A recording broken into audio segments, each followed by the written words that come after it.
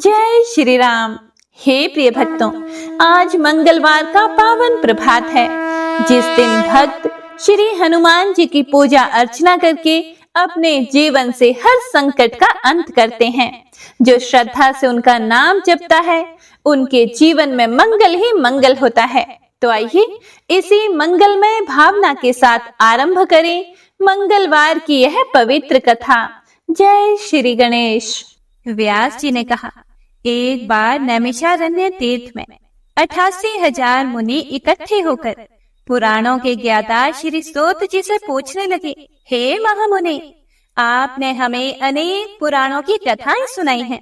अब कृपया करके हमें ऐसा व्रत और कथा बताएं जिसके करने से और सुनने से संतान की प्राप्ति हो तथा मनुष्यों को रोग, शोक, अग्नि, सर्व दुख आदि का भय दूर हो, क्योंकि कलयुग में सभी जीवों की आयु बहुत कम है। फिर इस पर भी अगर उन्हें रोग, चिंता के कष्ट लगे रहेंगे तो फिर वे श्री हरि के चरणों में अपना ध्यान कैसे लगा सकेंगे। यह सुनकर श्री सूत जी बोले, हे मुनियों, आपने लोक कल्याण के लिए बहुत ही उत्तम बात पूछी है। एक बार युधिष्ठिर ने भगवान श्री कृष्ण से लोक कल्याण के लिए यही प्रश्न पूछा था। भगवान श्री कृष्ण और युधिष्ठिर महाराज का संवाद आपके सामने कहता हूँ, आप सभी एकाग्रचित होकर सुनो। हे मुनियों, एक समय पांडवों की सभा में श्री कृष्ण भगवान जी बैठे हुए थे। तब युधिष्ठिर महाराज ने भगवान श्री कृष्ण से पूछा, हे प्रभु, हे गोविंद, आपने मेरे लिए अनेकों कथाएं सुनाई हैं। आप कृपया करके आज ऐसा कोई व्रत या कथा सुनाएं जिसके करने से मनुष्य को रोग, चिंता का भय समाप्त हो जाए और उसको पुत्र की प्राप्ति हो। हे प्रभु, बिना पुत्र के जीवन व्यर्थ है। पुत्र के बिना मनुष्य नरकगामी होता है। पुत्र के बिना मनुष्य पितृ ऋण से छुटकारा नहीं पा सकता और ना ही उसका पुनर्ग नामक नरक से उद्धार हो सकता है। इसीलिए आप कृपया करके पुत्रदायक कोई व्रत बताएं। फिर भगवान श्री कृष्ण बोले, हे राजन, मैं एक प्राचीन इतिहास सुनाता हूँ, आप उसे ध्यान पूर्वक सुनो। कुंडलपुर नाम का एक नगर था। उसमें नंदा नामक एक ब्राह्मण रहता था। भगवान की कृपा से उसके पास सब कुछ था, फिर भी वह दुखी था। उसके दुखी होने का कारण यह था कि ब्राह्मण की जो पत्नी सुनंदा थी, उनके कोई संतान नहीं हुई। सुनंदा एक पतिव्रता स्त्री थी। वह भक्ति पूर्वक श्री हनुमान जी की आराधना करती थी। वह सदैव मंगलवार के दिन व्रत करके अंत में भोजन बनाकर हनुमान जी का भोग लगाने के बाद ही स्वयं भोजन करती थी। एक बार मंगलवार के दिन ब्राह्मणी घर के कामों की अधिकता के कारण हनुमान जी को भोग ना लगा सकी, तो इस पर उसे बड़ा दुख हुआ। उसने कुछ भी नहीं खाया और जब वह सोने लगी तब उसने अपने मन में प्रण किया कि अब तो अगले मंगलवार को ही हनुमान जी का भोग लगाकर वह अन्न जल ग्रहण करेगी। और ऐसा प्रण करके वह भूखी ही सो गई। हे प्रिय भक्तों, ब्राह्मणी सुनंदा प्रतिदिन भोजन बनाती, श्रद्धा पूर्वक पति को खिलाती, परंतु स्वयं भोजन नहीं करती और मन ही मन श्री हनुमान जी की आराधना करती थी। इसी प्रकार 6 दिन बीत गए और ब्राह्मणी सुनंदा अपने निश्चय के अनुसार भूखी प्यासी निराहार रही। अगले मंगलवार को ब्राह्मणी सुनंदा प्रातः काल ही बेहोश होकर गिर पड़ी। हे प्रिय भक्तों, ब्राह्मणी सुनंदा की इस असीम भक्ति के प्रभाव से श्री हनुमान जी बहुत प्रसन्न हुए और प्रकट होकर बोले, हे सुनंदा, मैं तेरी भक्ति से बहुत प्रसन्न हूँ। उठो और मुझसे कोई वर मांगो।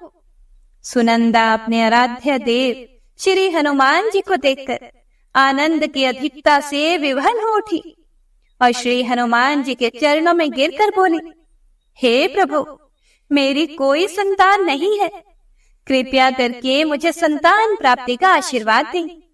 आपकी बड़ी कृपा होगी। श्री महावीर जी बोले, तेरी इच्छा पूर्ण होगी। तेरे एक कन्या पैदा होगी। उसके अष्टांग प्रतिदिन सोना दिया करेंगे। इस प्रकार कहकर श्री महावीर जी अंतर ध्यान हो गए। ब्राह्मणी सुनंदा बहुत खुश हुई और सारा समाचार अपनी पति से कहा। ब्राह्मण देव कन्या का वरदान सुनकर कुछ दुखी तो हुए, परंतु सोना मिलने की बात सुनी तो बहुत खुश हुए। फिर उन्होंने मन में ही सोचा कि ऐसी कन्या के साथ तो मेरी निर्धनता भी समाप्त हो जाएगी। श्री हनुमान जी की कृपा से वह ब्राह्मणी गर्भवती हुई और 10वें महीने में उसे बहुत ही सुंदर पुत्री प्राप्त हुई। यह बच्ची अपने पिता के घर में ठीक उसी तरह से बढ़ने लगी जिस प्रकार शुक्ल पक्ष का चंद्रमा बढ़ता है। 10वें दिन ब्राह्मण ने उस बालिका का नामकरण संस्कार करवाया। उसके कुल पुरोहित ने उस बालिका का नाम रत्नावली रखा, क्योंकि यह कन्या सोना प्रदान किया करती थी। इस कन्या ने पूर्व जन्म में बड़े ही विधान से मंगल देव का व्रत किया था। रत्नावली का अष्टांग बहुत सा सोना देता था। उस सोने से नंदा ब्राह्मण बहुत ही धनवान हो गया। अब ब्राह्मणी भी बहुत अभिमान करने लगी थी। समय बीतता रहा।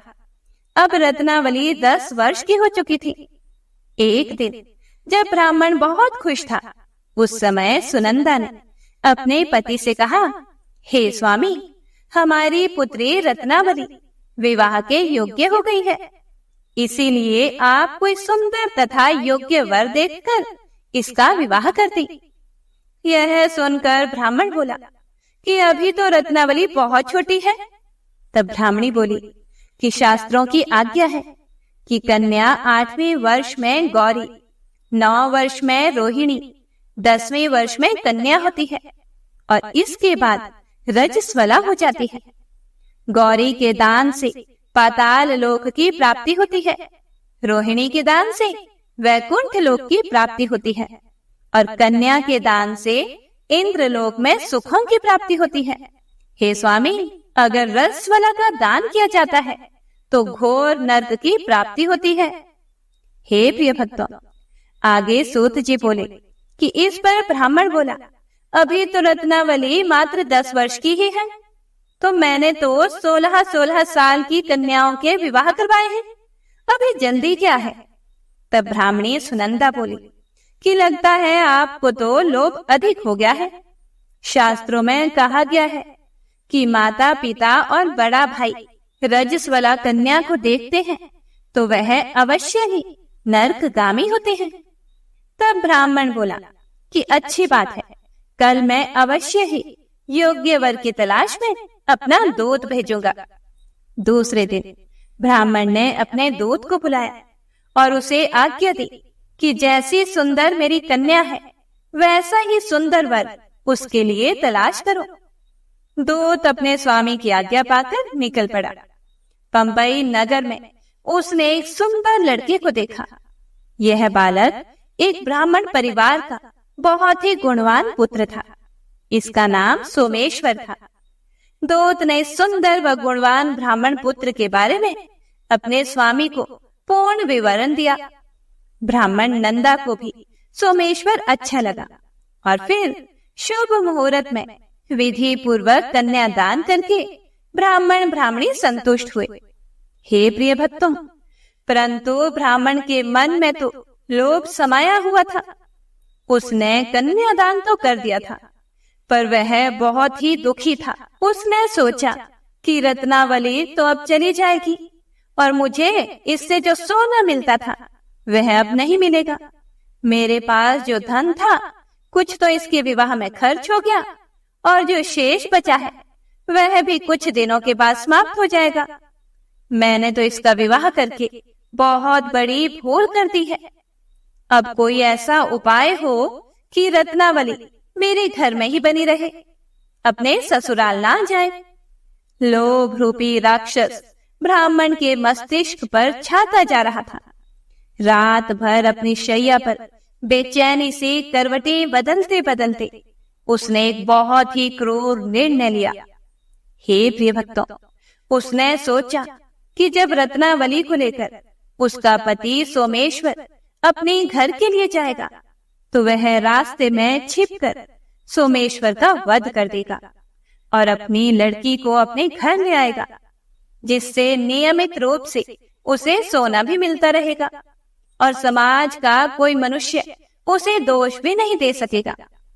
प्रातः काल जब हुआ तो नंदा और सुनंदा ने अपने जमाई तथा लड़की को बहुत सारा धन देकर विदा किया। सोमेश्वर अपनी पत्नी रत्नावली को लेकर ससुराल से अपने घर की तरफ चल दिया। सूत जी बोले, हे मुनियों, ब्राह्मण नंदा महालोभ के वशीभूत होकर अपनी मति खो चुका था। पाप पुण्य का उसको कोई भी विचार नहीं रहा। अपने भयानक व क्रूर निर्णय को कार्य रूप देने के लिए उसने अपने दूत को रास्ते में अपने जमाई का वध करने के लिए भेज दिया, ताकि रत्नावली से प्राप्त होने वाला सोना उसे हमेशा मिलता रहे और वो कभी भी निर्धन ना हो। ब्राह्मण के दूत ने अपने स्वामी की आज्ञा का पालन करते हुए उसके जमाई सोमेश्वर का रास्ते में ही वध कर दिया। समाचार प्राप्त करके ब्राह्मण नंदा रास्ते में पहुंचा और रोती हुई अपनी पुत्री रत्नावली से बोला, हे पुत्री, रास्ते में लुटेरों ने तेरे पति का वध कर दिया है। भगवान की इच्छा के आगे किसी का कोई वश नहीं चलता। अब तो घर चल, वहां पर ही रहकर शेष जीवन व्यतीत करना। जो भाग्य में लिखा है वही होगा। अपने पति की अकाल मृत्यु से रत्नावली बहुत दुखी हुई। करुण क्रंदन व रुदन करते हुए अपने पिता से बोली, हे पिताजी, इस संसार में जिस स्त्री का पति नहीं है उसका जीना व्यर्थ है। मैं अपने पति के साथ ही अपने शरीर को जला दूंगी और सती होकर अपने इस जन्म को, माता पिता के नाम को तथा सास ससुर के यश को सार्थक करूंगी। ब्राह्मण नंदा अपनी पुत्री रत्नावली के वचनों को सुनकर बड़ा दुखी हुआ। वह सोचने लगा कि मैंने व्यर्थ में ही जमाई का वध करके इतना बड़ा पाप अपने सिर ले लिया। रत्नावली तो उसके पीछे अपने प्राण तक देने को तैयार है। मेरा तो दोनों तरफ से मरण हो गया। धन तो अब मिलेगा नहीं। जमाई वध के पाप के फल स्वरूप यम यातना भी भुगतनी पड़ेगी। यह सोचकर वह बहुत दुखी हुआ। सोमेश्वर की चिता बनाई गई। रत्नावली सती होने की इच्छा से अपने पति का सिर अपनी गोद में रखकर चिता में बैठ गई। जैसे ही सोमेश्वर की चिता को अग्नि लगाई गई, वैसे ही प्रसन्न होकर मंगलदेव वहां प्रकट हुए और बोले, हे रत्नावली, मैं तेरी पति भक्ति से बहुत प्रसन्न हूं, तू वर मांग। रत्नावली ने अपने पति का जीवन दान मांगा। तब मंगलदेव बोले, हे रत्नावली, तेरा पति अजर अमर है, यह महाविद्वान भी होगा और इसके अतिरिक्त तेरी जो इच्छा हो वह वर मांगो।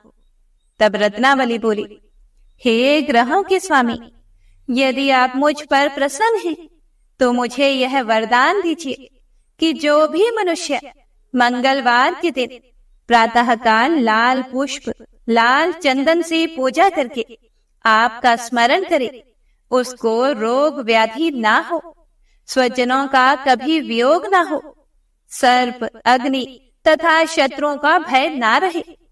जो स्त्री मंगलवार का व्रत करे वह कभी भी विधवा ना हो। हे प्रिय भक्तों, मंगलदेव ने यह सुनकर उसे तथास्तु कहकर वह अंतर ध्यान हो गए। सोमेश्वर मंगलदेव की कृपा से जीवित हो उठा। रत्नावली अपने पति को फिर से पाकर बहुत प्रसन्न हुई और मंगलदेव का व्रत प्रत्येक मंगलवार को करके व्रत राज और मंगलदेव की कृपा से इस लोक में सुख ऐश्वर्य को भोगते हुए अंत में अपने पति के साथ स्वर्ग लोक को गई।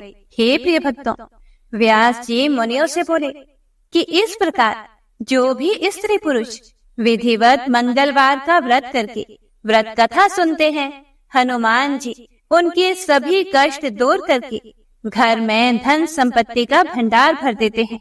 शरीर के सभी रक्त विकार के रोग भी नष्ट हो जाते हैं। तो सभी प्रेम से बोलिए, मंगल देव भगवान की जय। जय श्री राम। हरे कृष्णा। हे प्रिय भक्तों, आइए अब श्री राम नाम की महिमा का रसपान करते हैं। लंकापति रावण के वध के बाद जब अयोध्यापति प्रभु श्री राम की कीर्ति दूर दूर तक फैल रही थी और वह मर्यादा पुरुषोत्तम कहलाने लगे थे, तब एक दिन महादेव शिव की इच्छा भी मर्यादा पुरुषोत्तम श्री राम से मिलने की हुई। पार्वती जी को अपने साथ लेकर महादेव जी कैलाश पर्वत से उतरकर अयोध्या नगरी के रास्ते पर चल पड़े। भगवान शिव और माता पार्वती को अयोध्या आया देखकर श्री सीताराम जी बहुत खुश हुए। माता जानकी ने उनका उचित आदर सत्कार किया और स्वयं भोजन बनाने के लिए रसोई में चली गई। इसी बीच भगवान शिव ने श्री राम जी से पूछा कि आपके सेवक हनुमान जी दिखाई नहीं पड़ रहे। फिर श्री राम जी बोले कि वे बगीचे में हैं।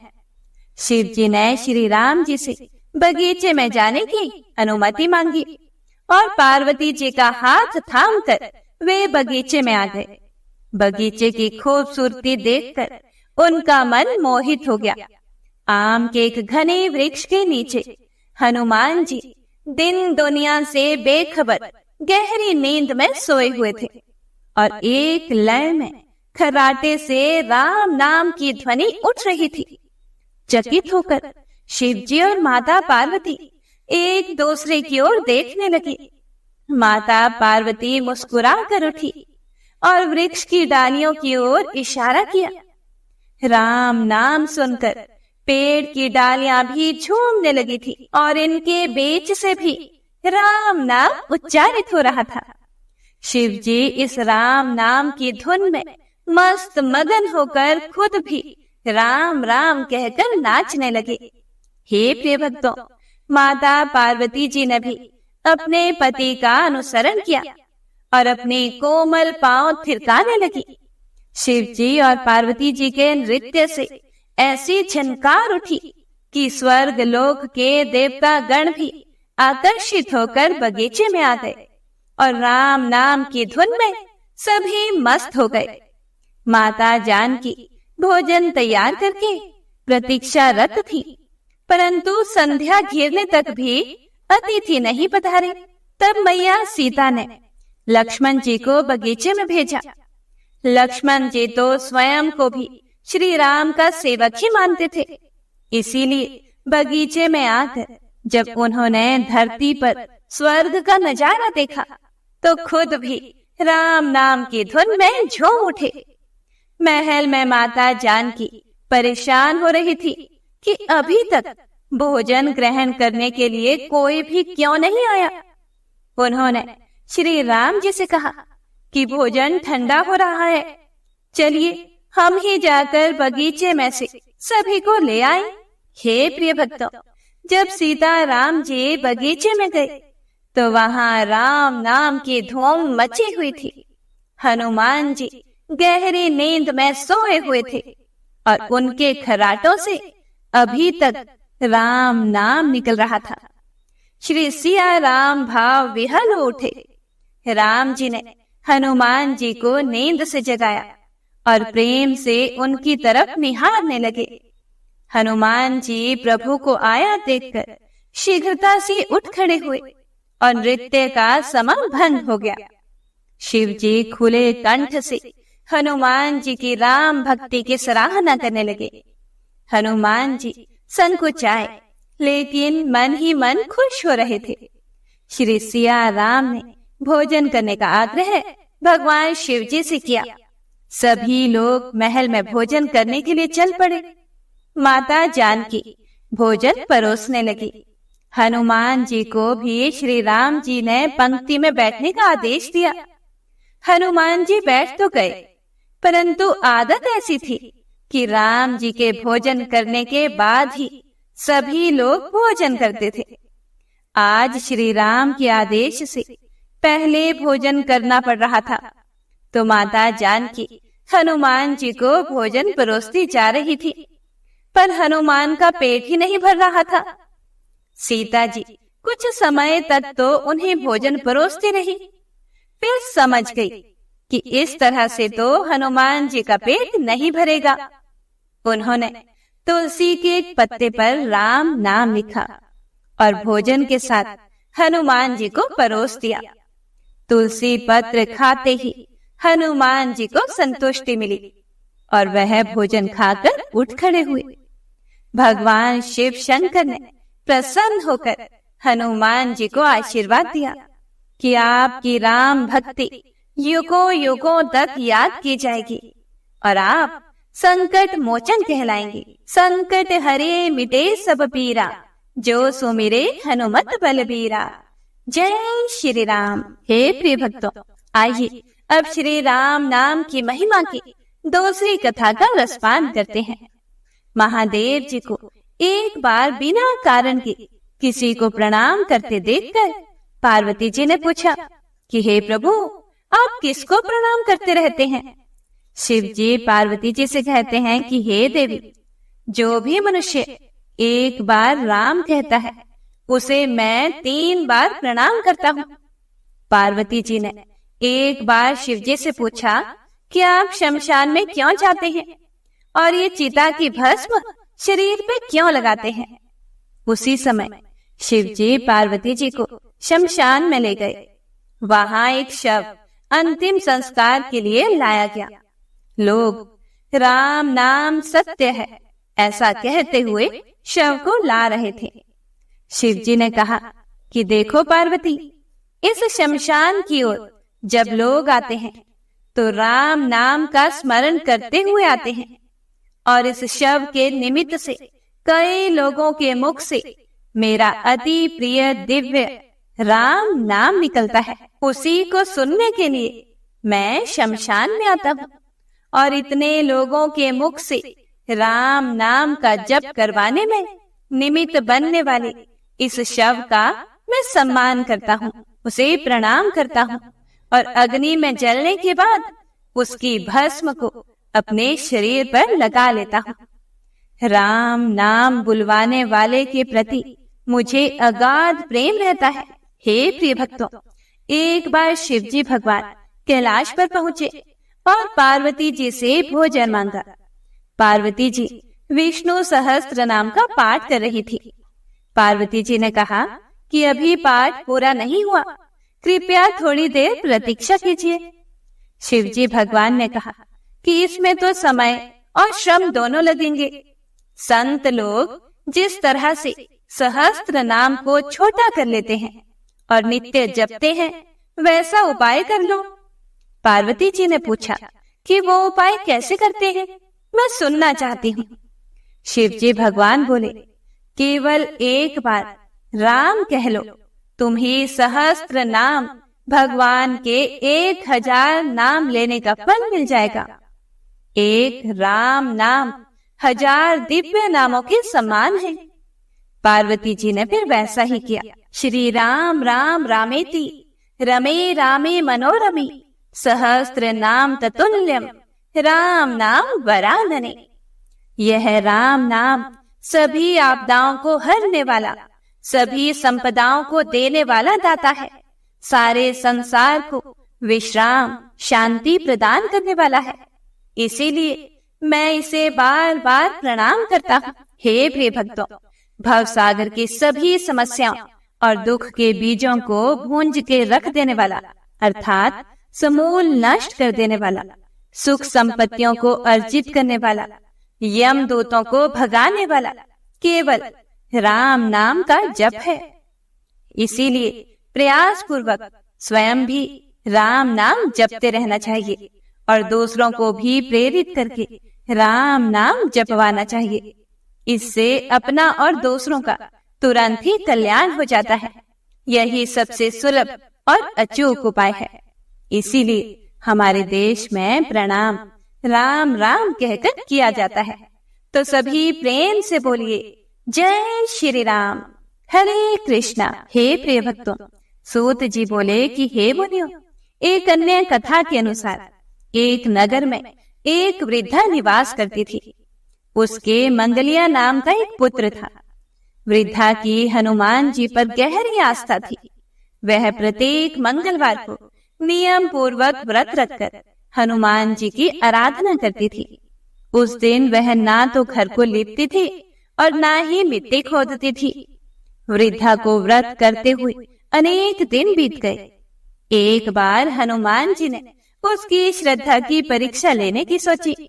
हनुमान जी साधु का वेश धारण करके वहां गए और पुकारने लगे, है कोई हनुमान भक्त जो हमारी इच्छा पूर्ण करे? साधु की पुकार को सुनकर वृद्धा बाहर आई और बोली, आज्ञा कीजिए महाराज। साधु वेशधारी हनुमान जी बोले कि मैं भूखा हूँ, भोजन करूंगा, तुम थोड़ी सी जमीन को लीप दो। वृद्धा दुविधा में पड़ गई, क्योंकि वह तो मंगलवार को जमीन को लीपती नहीं थी। इसीलिए अंततः हाथ जोड़कर वह बोली, हे महाराज, लीपने और मिट्टी खोदने के अतिरिक्त आप कोई दूसरी आज्ञा दें, मैं अवश्य ही उसे पूरा करूंगी।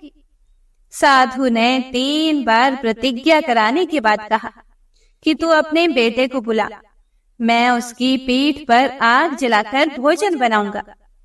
वृद्धा के पैरों तले धरती खिसक गई, परंतु वह प्रतिज्ञाबद्ध थी। उसने मंगलिया को बुलाकर साधु के सुपुर्द कर दिया। मगर साधु रूपी हनुमान जी ऐसे ही मानने वाले तो थे नहीं। उन्होंने वृद्धा के हाथों से ही मंगलिया को पेट के बल लिटवाया और उसकी पीठ पर आग जलवाई। आग जलाकर दुखी मन से वृद्धा अपने घर के अंदर चली गई। इधर भोजन बनाकर साधु ने वृद्धा को बुलाकर कहा कि मंगलिया को पुकारो ताकि वह भी आकर भोग लगा ले। इस पर वृद्धा बहते आंसुओं को पोंछकर बोली, उसका नाम लेकर मुझे और कष्ट ना पहुंचाओ। लेकिन जब साधु महाराज नहीं माने तो वृद्धा ने मंगलिया को आवाज लगाई और उसे आवाज लगाते ही पुकारने की देर थी कि मंगलिया दौड़ा दौड़ा आ पहुंचा। मंगलिया को जीवित देखकर वृद्धा को सुखद आश्चर्य हुआ। वह साधु के चरणों में गिर पड़ी। साधु अपने वास्तविक रूप में प्रकट हुए। हनुमान जी को अपने घर में देखकर वृद्धा का जीवन सफल हो गया।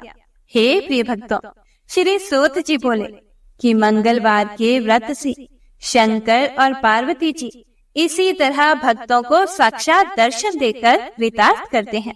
तो सभी प्रेम से बोलिए शिव शिवा की जय, राम भक्त श्री हनुमान जी की जय।